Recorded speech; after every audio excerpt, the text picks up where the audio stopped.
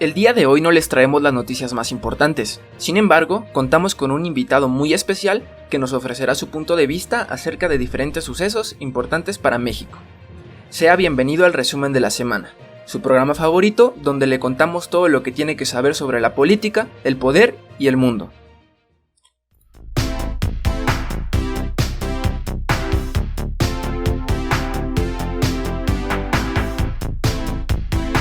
El día de hoy nos alegra estrenar nuestra primera entrevista con Ángel Verdugo, quien se ha desempeñado como un comentarista en diversos espacios, como lo son Excelsior, Grupo Imagen, Reporte 98.5 y que desde enero de 2018 cuenta con su propio canal donde nos comparte sus opiniones todos los días a través de La Mañanera con Ángel Verdugo. Además, nuestro invitado es egresado de la Escuela Superior de Física y Matemáticas del Instituto Politécnico Nacional. En su trayectoria profesional ha trabajado como consultor, asesor en diferentes gobiernos y es conocedor de asuntos importantes en materia económica. Es un placer poder contar contigo el día de hoy, Ángel. Gracias. Muchas gracias. Para empezar la entrevista, me gustaría poder preguntarle acerca del proceso electoral de este año. Por lo tanto, desearíamos saber su opinión respecto a los siguientes temas. ¿Qué es lo que la sociedad civil y los ciudadanos en general deben exigirle a los candidatos de las próximas elecciones para conseguir y mejorar el rumbo que ha tomado el país? Muy bien. ¿Qué es lo que la sociedad civil y los ciudadanos en general deben exigir a los candidatos de las próximas elecciones para corregir y mejorar el rumbo que ha tomado el país? Lo primero que debemos entender aquí es que es muy difícil plantearse las cosas de esa manera. ¿Qué entidad podría arrogarse esa facultad de exigirle al ciudadano, de exigirle a los candidatos en estas próximas elecciones o en estas elecciones del 6 de junio? Yo creo que el enfoque pienso yo, que en realidad esa es la tarea del ciudadano. El ciudadano en los procesos electorales expresa su aceptación o rechazo de los candidatos. Estamos hablando de una democracia ideal mediante el voto. Analiza él las propuestas, analiza a los candidatos, su trayectoria, su conducta, si ha sido su desempeño en el Ejecutivo o en el Legislativo, y con base en ese análisis que elabora el ciudadano, le entrega su voto a ese candidato o a este o aquel. De ahí pues que plantear las cosas que debe exigirles la sociedad civil a los candidatos o los ciudadanos. Pues si ya puestos en esa situación de exigencia, eso tiene que ser o mediante un correo electrónico, mediante una participación en algún acto público del candidato, que ahorita con la pandemia pues están bastante limitados, o en un meeting y gritarle y que el candidato le diere la palabra al ciudadano. En ese momento podría exigirle el ciudadano o un miembro de la sociedad, fuere o no ciudadano, aclaremos eso. Una persona, un joven de 17 años no es ciudadano todavía. Entonces, ese ciudadano de 17 años, un joven, tendría también derecho a exigirle al candidato. ¿Por qué? Porque lo que él haga o lo que él proponga y lo que él decida en caso de obtener la victoria, pues le afectaría a ese joven indiscutiblemente. Pero aquí tenemos un problema. Ese candidato está vendiendo, entre comillas, está vendiendo una oferta que la definió el partido. Los candidatos son postulados por los partidos que tienen una plataforma político-ideológica y que tienen puntos de vista muy definidos, precisos, podría decir, en torno a los problemas del país. De tal manera que ustedes podrán decir, le exigimos a este ciudadano, sí, pero ¿qué sucede cuando ese ciudadano piensa algo diferente a lo que piensa su partido. Voy a poner un ejemplo muy sencillo. Hoy se celebra un aniversario más de la expropiación de los activos de las compañías petroleras en México en 1938. Algunos ignorantes de la historia hablan de es el día de la expropiación petrolera. Eso es falso. El petróleo, en la Constitución de 1917, que es la que nos rige, en el artículo 27 se establece indubitablemente que todo lo que está en el subsuelo pertenece a la nación mexicana. Desde el 5 de febrero de 1917, ya estaba también antes, pero la Constitución que es vigente ahorita dice eso. De tal manera que en 1938 el general Cárdenas, en su calidad de presidente de la República, no podía expropiarse a sí mismo. ¿Por qué? Porque a la nación mexicana, para fines jurídicos, la representaría en ese acto expropiatorio el presidente de la República. Lo que realmente expropió Cárdenas fue, repito, los fierros, los activos de todo tipo de las compañías petroleras, porque el petróleo ya le pertenecía y pertenece hoy, y por desgracia durante muchos años va a seguir esa situación jurídico-constitucional. Entonces, ¿qué tal si ese candidato está en desacuerdo con eso? Pero el partido que lo postuló está de acuerdo con que exista Petróleos Mexicanos, que hay que salvar esa empresa porque es la vida del país, puntal del desarrollo. ¿Qué pasa entonces cuando un ciudadano le exige a ese candidato, oiga, exprese su punto de vista, defiéndalo en la Cámara de Diputados o en la Cámara de Senadores? Pero ¿qué sucede con ese candidato que está postulado por un partido que dice exactamente lo contrario que lo que piensa él? ¿A quién creen ustedes a quién piensan que le va a hacer caso en las posiciones que se discutan en alguna de las cámaras donde este candidato resultare triunfante y por lo tanto miembro de esa cámara? Pues va a obedecer lo que le dice el partido. Por esa razón es el ciudadano, su instrumento, más que exigirle ahí, es con el voto. Porque si este ciudadano está de acuerdo en que el petróleo esté como esté, que siga como está hoy en la Constitución, pues ese partido satisfaría esa posición del candidato y podría entregarle su voto. Pero si ese candidato dice, Pemex es una bola de rateros, es una corrupción, es un atraso, etcétera, etcétera, en ese momento él no le daría su voto a ese partido, al margen de lo que pensare el candidato, porque eso es una cosa suya. Él no anda en cada mitin diciendo, yo quiero que Pemex se declare, que se cierre Pemex porque es un barril sin fondo, etcétera. Pues evidentemente el partido lo quitaría y pondría a otro candidato. Entonces, hay que entender que en un país donde la sociedad no milita en los partidos, es muy difícil esto que ustedes plantean de exigirle a los candidatos. Entonces, si no militan ustedes en un partido, ¿cómo podrían exigirle a ese partido, sin que ustedes fueran militantes o miembros de ese partido, exigirle que cambie su posición? En las democracias, para que un ciudadano pueda exigirle a un partido que adopte tal o cual posición o que rechace tal o cual posición, que designe a este candidato o al otro, eso solamente es posible cuando ustedes militan en ese partido. ¿Por qué? Porque esos partidos tienen sus propias reglas, tienen sus planteamientos políticos, ideológicos. Y la pregunta es muy clara, muy sencilla, ¿no? Pues entonces, si realmente quieren ustedes exigirle a los partidos y a los candidatos, deben militar primero, para que entonces sí tengan ustedes el derecho como militantes de esos partidos a exigir tal o cual orientación política, orientación ideológica, etc.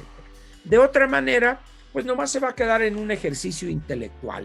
Que la sociedad civil le exija a tal partido, nadie los va a pelar.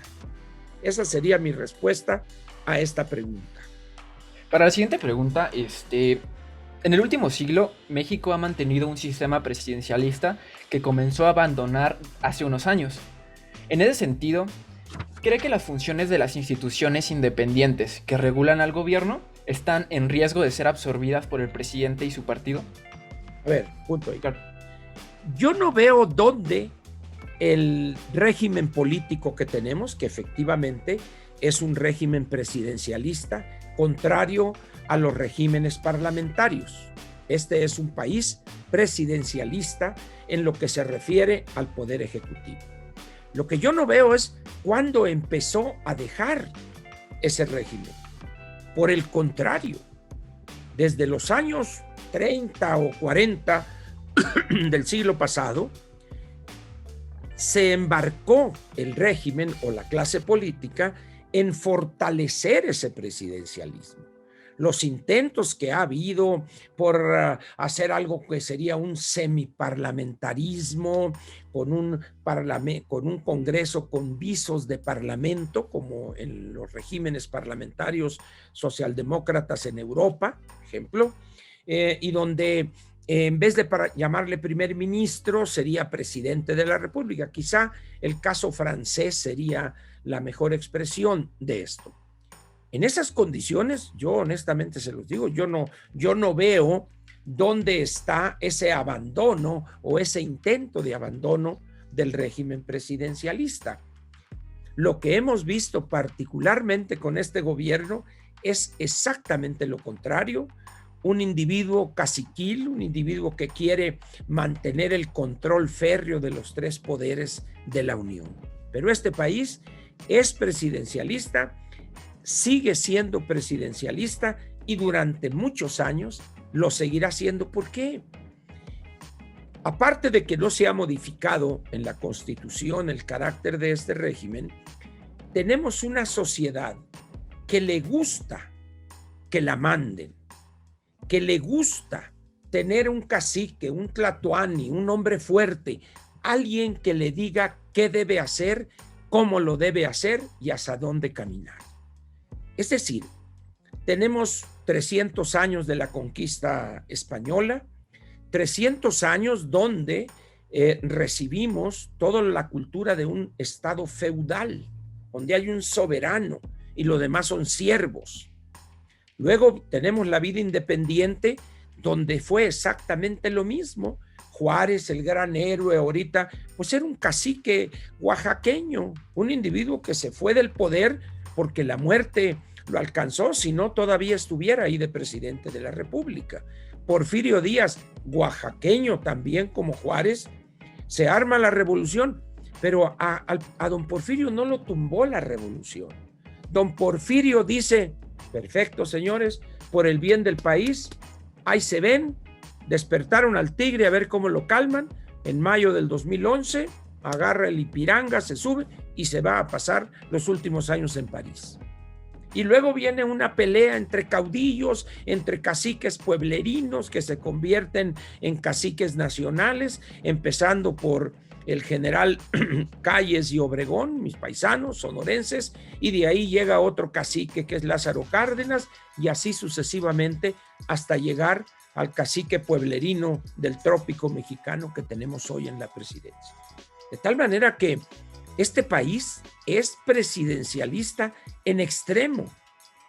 ¿Cuándo se llega a ese extremo? Cuando el presidente quiere controlar a los otros dos poderes de la Unión. El poder judicial, que lo está intentando ahorita una vez más el presidente, y al poder legislativo, que lo controla el ejecutivo desde hace muchísimos años. Entonces, eso es lo que les puedo contar. A lo que quería llegar es que si bien no se ha abandonado el régimen presidencialista, se han creado instituciones y organismos autónomos en las últimas décadas para acotar el poder del gobierno. Con esa aclaración, reaclaro, Esas instituciones autónomas o esos organismos autónomos, ¿saben ustedes de quién fue idea crearlas? Del presidente de la República. Es decir, era tal el dominio del Ejecutivo en algunas materias, energía, telecomunicaciones, competencia económica, etcétera, etcétera, que observando tendencias en el mundo, empezó el Ejecutivo a proponer la creación de órganos autónomos que no dependieran del Ejecutivo para crear una especie de vigilancia, que no hubiera exceso en las decisiones. Pero ojo, eso no tiene que ver con cambiar el régimen político. Eso tiene que ver con mejorar el funcionamiento del aparato burocrático. En materia de energía se crea la Comisión Nacional de Hidrocarburos, la Comisión Reguladora de Energía como consecuencia de la reforma energética. Con Fox se creó el Instituto Nacional de Acceso a la Información y así sucesivamente. Entonces, pero repito, son instituciones o institutos autónomos que tienen por objeto evitar los excesos o averiguar y denunciar los excesos del Ejecutivo, pero no tienen por objeto minar el régimen presidencialista. Hay una diferencia muy grande en eso, ¿no? El caso del INE, que es un organismo autónomo constitucionalmente hablando, su objetivo ¿cuál es? Organizar las elecciones de manera diferente, de manera ciudadana, porque antes las organizaba el Ejecutivo. Entonces es un absurdo que tú que estás en el gobierno te organices las elecciones y las más de las veces le quitas, le pones y sale tu partido triunfador.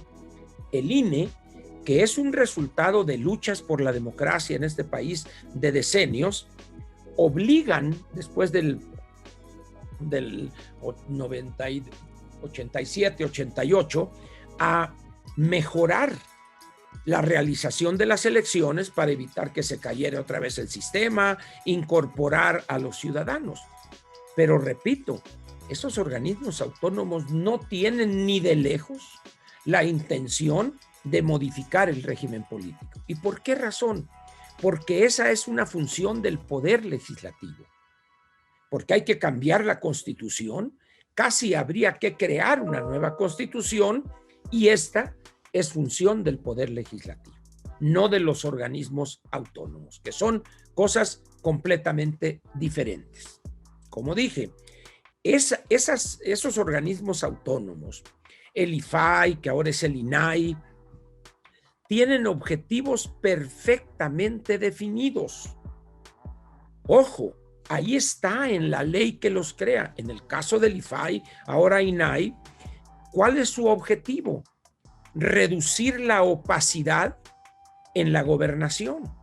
Es decir, hacer accesibles datos e información de la gobernación a los ciudadanos que así lo demanden, porque debe mediar una petición de información del ciudadano. Entonces el ciudadano pregunta y ¿qué hace el INAI? Le dice, oye, fíjate que aquí están preguntando, pásame la información para dársela. Pero es sobre el desempeño de una secretaría, de esta institución, etcétera. Pero nada tiene que ver con el régimen político. Nada. Síganle. Hace un momento hablábamos de la participación política en México. Retomando lo dicho al respecto hace unos minutos, ¿considera que uno de los principales conflictos que impiden la gobernanza en México es el desinterés de los ciudadanos? Bien, la gobernanza no la impiden los ciudadanos. La gobernanza es el arte o la práctica de gobernar. Puede haber mala gobernanza, como dicen los españoles. Nosotros decimos gobernación y ya se está popularizando ese terminajo de la gobernanza. Bueno, usen la que quieran. Yo uso la gobernación, la acción de gobernar. Muy bien. La gobernación algunos dicen que es un arte, pero es una práctica, es un oficio gobernar. Muy bien. Pero eso no lo puede impedir ni el mismo gobierno ni los ciudadanos, no, porque el gobierno siempre va a estar actuando. Podrá actuar bien o mal o regular. En consecuencia, la gobernación o la gobernanza, si quieren, desarrollada por ese gobierno, va a ser buena, mala o regular. Pero siempre habrá una gobernación o una gobernanza. Ahora, creo que la pregunta va por el lado de, pensaría, ¿cómo hacer para que la gobernanza sea mejor en un país como el nuestro? Entonces entraríamos a otro terreno. ¿Cómo definir qué es mejor o qué es peor o qué es bueno o qué es malo en una gobernación? Mucha gente piensa en este país que López está gobernando, pero qué bárbaro, se apiada de los humildes, los que no tienen algo, primero los pobres, y ataca a esos poderosos, los fifíes, hipócritas, etcétera, etcétera. Para esa masa amorfa, él está gobernando muy bien. Y también para algunos oportunistas que agarraron hueso o que se están robando algo, están obteniendo contratos. Muy bien. Pero para otros que ven el otro lado de la moneda, dicen, este es pésimo. La gobernación que ha puesto en práctica es un desastre. Se peleó con los empresarios, que son la fuerza fundamental de la inversión, de la creación de empleos en una economía abierta como es la nuestra. Ha generado desconfianza en los inversionistas locales y extranjeros, por lo tanto, dejará de llegar inversión extranjera a México, nos vamos a atrasar, etcétera, etcétera. Dependiendo de la posición, de la cuestión ideológica de cada ciudadano, es la opinión que va a tener sobre la gobernación. ¿Y qué hace un ciudadano en una democracia? Si él está en desacuerdo con ese gobierno por su gobernación, pésimas políticas públicas, ignorancia, lo que quieran, la forma para él de enfrentar ese problema es incorporarse a un partido o a una organización y desde ahí combatir a ese gobierno. Y en un momento dado, usar el voto como arma suprema para combatir a ese gobierno y hacerlo rectificar. Pero ¿qué sucede en México? Nos contentamos, no, el gobierno no sirve para nada. Y después, pues nada. Y la siguiente semana volvemos a decir lo mismo, pero no pasamos de ahí. Y ahí, particularmente en el caso de los jóvenes, hay una situación perversa que nos viene de lejos. México piensa que cuando nos reímos de un político, automáticamente va a corregir el error que estamos señalando de manera humorística. Eso no es cierto. México tiene, incluso desde la etapa de la colonia española, cuando era esto el virreinato de la Nueva España, el humor ya se utilizaba para satirizar a los políticos. Pero eso no impidió que tuviéramos 300 años de coloniaje español. Llega la etapa independiente y tampoco impedimos que hubiera golpes de Estado, que Santana llegara 11 veces a la presidencia. Y don Porfirio, no obstante todas las cosas que se decían y se ridiculizaba y dictador, duró 33 años al frente de la presidencia. Hoy, por ejemplo, se hacen muchos memes y en las redes y nos reímos porque es chistosos algunas cosas. El problema está en pensar que con ese instrumento vamos a cambiar el gobierno de López. No. Ese es el peligro, esa es la trampa del humor, que lleva al ciudadano o al joven a pensar que todo consiste en desarrollar el mejor meme, subirlo a la red y que me den 500,000 likes. Mañana va a llegar otro más bonito, más chistoso y se van a olvidar. El humor es un instrumento de lucha política, sí, pero tiene que formar parte de algo más. La militancia partidaria, el hacer campaña de concientización en los ciudadanos, explicarles por qué este gobierno hace esto, el otro, etcétera. Entonces, Eso es lo que podría decirles en torno a impedir o algo meterse con la gobernación. La gobernación se cambia o se modifica cuando un partido opositor logra el control del Congreso y le impone condiciones al Ejecutivo. Pero ahorita, ¿quién es dueño del Ejecutivo? López. Entonces, por eso, el Ejecutivo no le dice nada en torno a sus estupideces y sus tonterías.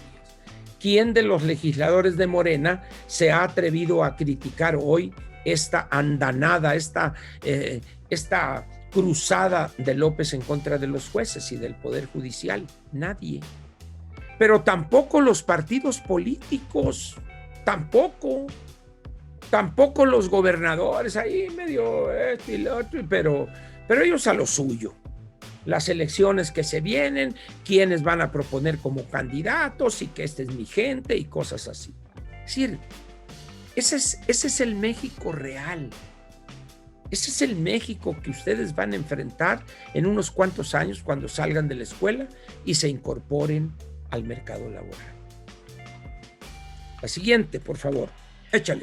Hablando del presidente y su forma de hacer política, para Ángel Verdugo, ¿López Obrador ha utilizado y seguirá utilizando la vacunación como una herramienta electoral? Por supuesto. ¿Por qué? López es un individuo tan perverso que no solo utiliza a la Virgen de Guadalupe en el nombre de su partido, en el acróstico, no es acróstico, pero en las, ¿cómo se puede decir? La identificación de su partido. Cuando la gente en México habla de la Virgen de Guadalupe, habla la morenita del Tepeyac, la morena del Tepeyac. Para un mexicano común y corriente de a pie, morena tiene una connotación religiosa profunda. López, en esa perversidad de utilizar los símbolos religiosos, no dudó jamás en utilizar eso. Es un hombre que utiliza todo recurso para obtener votos. El gasto público, la presión, amenazar a los empresarios, todo eso tiene un fin electoral. Llega la vacuna, llega la pandemia y dice, nos cayó como anillo al dedo. Va a haber vacunas y yo las voy a hacer. Yo voy a poner las vacunas. Vean ustedes el desastre que hay en el programa de vacunación. Hemos puesto apenas 4,5 millones de vacunas, de las cuales solamente 500, 600 mil son doble dosis. Y no tenemos vacunas. ¿Por qué? Porque no adelantamos dinero, porque no lo teníamos ni lo tenemos para asegurar. Ahí andamos con Estados Unidos que le tiramos patadas y nos burlamos de Biden, pero andan suplicándole, oiga, pues ahí tiene la AstraZeneca, tiene usted 30 millones ahí de los que no usa ni va a usar, pues pásenos unas. Accedió ayer el gobierno norteamericano en calidad de préstamo, no venta ni regalo. Te presto 2,5 millones de vacunas de AstraZeneca. Órale. Pero resulta que para México 2,5 millones de vacunas de AstraZeneca de nada sirven. Hemos aplicado 4,500,000 dosis. Viene la AstraZeneca. ¿Se las van a poner en segunda dosis a quienes ya fueron vacunados? Es muy probable. Pero para lograr la inmunidad de rebaño necesitamos vacunar a 90 millones de mexicanos. Por 2 dosis son 180 millones de dosis. No las tenemos, ni tenemos dinero para comprarlas. Esa es la realidad, pero eso no impide que el señor utilice el proceso de vacunación para obtener votos. El presidente les mandó esto, y ahí andan los servidores de la nación con su chaleco, etcétera, vendiendo subliminalmente la imagen de que López es el bienhechor, aquel que cuida a los pobres, a los viejitos. ¿Tendrá efecto eso? Es posible, pero no hay una medición exacta que diga esto hará que tal porcentaje vota. Eso no existe. Por eso está el programa Sembrando Vida, los ninis en esto y en otro, para buscar en todo ese tiradero de dinero, buscar 10, 20 millones de votos. Lo ha hecho, lo está haciendo y lo va a seguir haciendo hasta que se muera. Está en su naturaleza, como la fábula del alacrán. ¿Algo más? No sé ¿Otra si nos pregunta? da la oportunidad de una última pregunta antes de Claro, con despedirnos. mucho gusto. Échala. México comenzó el proceso de vacunación contra el COVID desde el 24 de diciembre de 2020. Como mencionaba usted, nos encontramos a mediados de marzo de 2021 y apenas hemos vacunado a poco menos de 5 millones de personas. ¿Piensa usted que la estrategia ha fracasado totalmente? ¿Cree que en algún momento el gobierno federal acelere el proceso de inoculación? Muy bien. Esa es una pregunta tan fácil que incluso ustedes mismos, sin ser analistas políticos, la pueden responder. Pero bueno, yo les daré hints de una respuesta. Miren, López dijo, para el 31 de marzo vamos a tener vacunados a todos los adultos mayores en este país, 15 millones de mexicanos. Por 2 dosis, 30 millones de vacunas habremos aplicado. Ahora ya se fue al 30 de abril. Hoy llevamos 4.600.000, menos de 5 millones. Ya estamos a, ¿qué día es hoy? Hoy es 18 de marzo. No va a lograr nada de lo que prometió. Sin embargo, ustedes le preguntan a la gente, bueno, es que no nos quieren vender vacunas, están las compañías que monopolizan la vacuna y la Unión Europea. Les van a decir todo ese choro mareador que sueltan la gente de López. Este es un problema mundial y la mentira que te eché. Pero el hecho, ¿cuál es? De que son una bola de ineptos, no previeron cosas. Les doy un ejemplo. Ya ven que esta cosa de AstraZeneca, Oxford, donde el ingeniero Slim iba a poner lana y que iba a estar Argentina y nosotros con el Reino Unido. Muy bien. Las vacunas tienen algo que se llama un elemento activo. O sea, sería el virus vivo, por decirlo de alguna manera, que es el que le inoculan a uno para que se desarrolle y genere anticuerpos. Así funcionan, de manera muy burda dicho, las vacunas. Muy bien. Hay una compañía en Argentina que elaboró el activo. Ese activo, ese elemento activo, se envía a México a una empresa farmacéutica, Liomont, que está en Toluca, en un parque industrial ahí aledaño a Toluca. Ya vamos para 7 semanas que llegó ese elemento activo. No se ha envasado una sola dosis, una sola vacuna. ¿Saben por qué? Porque nadie previó las botellitas. Dice, uno no puede ser, sí, sí puede ser y es. No tienen las botellitas para poder envasar la vacuna. No tienen. ¿Por qué? Porque estos jamás previeron que en una situación de demanda extraordinaria, pues iba a haber muchos países o muchas empresas que iban a establecer convenios con las compañías que fabrican cuestiones de vidrio, de cristal, para que les surtan esas botellitas. Y como los que están en el gobierno es una bola de ineptos, porque en su vida han hecho o enfrentado un programa como esto, pues nunca pensaron en las botellitas. Pero es el mismo caso en Querétaro, que llegaron elemento activo para 2 millones de una de las 2 vacunas chinas y tampoco han producido una sola vacuna. ¿Por qué? Porque no hay botellitas. Entonces díganme ustedes si eso fue un éxito o un fracaso, y díganme ustedes si vamos a poder de aquí al 30 de abril a vacunar a 15 millones 2 veces. ¿De dónde van a salir esos 26 millones o 25 millones de vacunas que nos faltan? Pues no. No hay. ¿Por qué? Porque las compañías tienen una capacidad limitada de producción. Allá andamos de pordioseros con Estados Unidos. Nos va a tirar prestadas 2,5 millones. ¿De qué nos sirve eso? De nada. De nada. Un fracaso rotundo, pero era de esperarse.